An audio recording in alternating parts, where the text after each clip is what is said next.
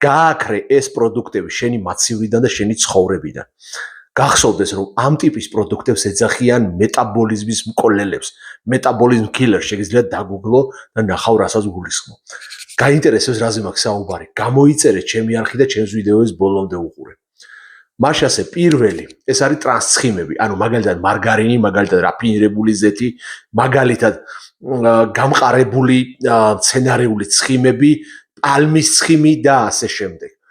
ეს არის ძალიან სერიოზული პრობლემა, იმიტომ რომ საერთოდ არ აითვისება ორგანიზმის მიერ ორგანიზმში რჩება ძალიან დიდი ხნის განმავლობაში თუ არ ჩაატარეს სრულფასოვანი დეტოქსი. მეორე, ეს არის მარტივი ნახშირწყლები. ანუ ეს არის სიმინდის სახამებელი, კარტოფილის სახამებელი, თეთრი ფქვილი, უმაღლესი ხარისხის, რაფინირებული შაქარი და ასე შემდეგ. შაქარზე აღარ გავჩერდები, ისედაც ვიცით რასაც აკეთებს, ეს ცალკე საუბრის თემაა და ჩემს გარდა კიდევ ძალიან ბევრი ლაპარაკობს.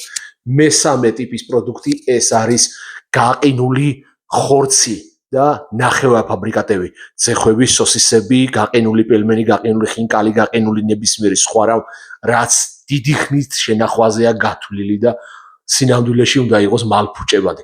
ამ ტიპის პროდუქტებს თუ გაეკარები, იცოდე რომ შენი სიცოცხლის ხანგრძლივობა შეიძლება შემცირდეს. არ გაშინებ, გაფრთხილებ, იმიტომ რომ ვიცი რასაც გეუბნები. თუ გაინტერესებს რა უნდა ჭამო, რა არ უნდა ჭამო და როგორ უნდა იყო კარგად, ისე რომ კვებით საკუთარი ორგანიზმი არ დაიზიანო, მომწერე და მითხარი ფრაზა. მოდი ვილაპარაკოთ.